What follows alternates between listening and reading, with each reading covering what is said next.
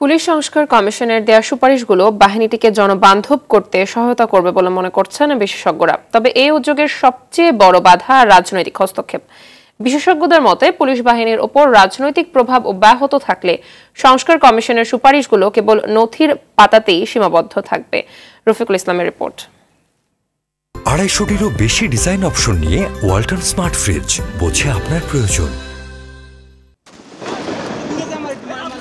বৈষম্য বিরোধী ছাত্র আন্দোলন দমাতে পুলিশের ভূমিকা নিয়ে প্রথম থেকেই বিতর্ক ছিল।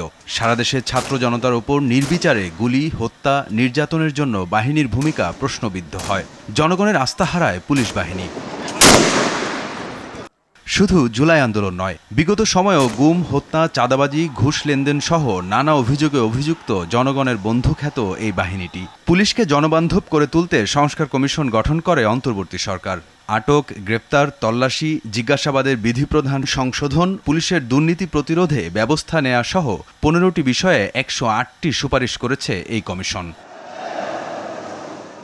অপরাধ বিশেষজ্ঞ খন্দকার ফারজানা রহমানের মতে, সংস্কার কমিশনের সুপারিশগুলো বাস্তবায়ন হলে জনগণের সাথে পুলিশের মেলবন্ধন রচিত হবে। ইমিডিয়েটলি করার কিছুর জন্য কিছু সুপারিশ রয়েছে, লং টার্ম কিছু সুপারিশ রয়েছে এবং মিডিয়াম টার্মে সেই সুপারিশগুলো ইমপ্লিমেন্ট করার জন্য তারা এই রেকমেন্ডেশনগুলো দিয়েছে। পুলিশকে জনবান্ধব করতে সহায়তা করবে এরকম বেশ কিছু রিফর্মের কথা বলা হয়েছে। তবে প্রতিবেদনে বাস্তব বর্জিত কিছু পরামর্শ রয়েছে বলে মনে করেন পুলিশের সাবেক মহাপরিদর্শক মোহাম্মদ নুরুল হুদা। এজাহারের বাইরে নাম নাই, এরকম বাইরের লোক ধরতে হলে কোর্টের পারমিশন লাগবে, এটা বাস্তবসম্মত না।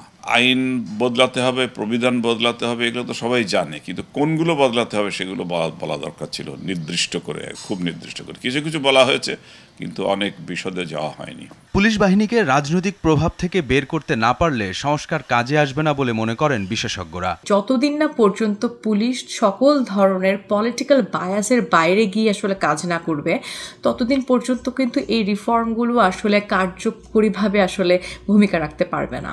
সরকারের কোনো রক্ষী বাহিনী হিসেবে পুলিশকে আসলে কাজ করতে দেওয়ার কোনো সুযোগ নাই। পুলিশকে দলীয় স্বার্থে ব্যবহার হবে, গোষ্ঠী স্বার্থে ব্যবহার হবে। পুলিশের বদলি, নিয়োগ, পদায়ন এই সব কিছুর মধ্যে ওই রাজনৈতিক ইচ্ছাই প্রকাশ পাবে। এখানে পেশাগত দৃষ্টিভঙ্গি থাকবে না। তো রাজনীতিবিদদের সদিচ্ছাটাই আসল। আগামীতে নির্বাচিত সরকার সংস্কার প্রস্তাবগুলো আইন আকারে প্রণয়ন করবে বলে প্রত্যাশা বিশেষজ্ঞদের। যদি আমরা কার্যকর করতে চাই। রফিকুল ইসলাম, RTV, ঢাকা।